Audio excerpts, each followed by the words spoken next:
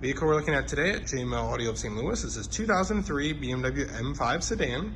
This visit, we did a full service interior, exterior, and motor detail, followed by paint correction and a ceramic coating over all the painted surfaces, including the wheels, to make it much easier to maintain, give it that nice, really shiny, wet look. In the back of the car, we updated some of the safety and technology, added the backup camera right here, updated the Rondel logo, which had faded, as well as this matte black frame to clean up the original lines. The dash of the car, it's all been updated as well for the safety and technology. The original factory steering wheel controls are still used for the audio because this is the fiber optic network.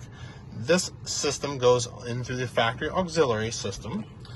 Has more modern navigation the factory came with. When you go in reverse, here is your backup camera for safety. It also has some things that the car originally did not have when this car was built, such as satellite radio and iPod control and such.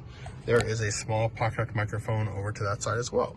If we could be of assistance to you, let us know anytime through our website, which is simply jmlaudio.com, and be sure to like and subscribe to our YouTube channel for upcoming vehicles. Thank you so much.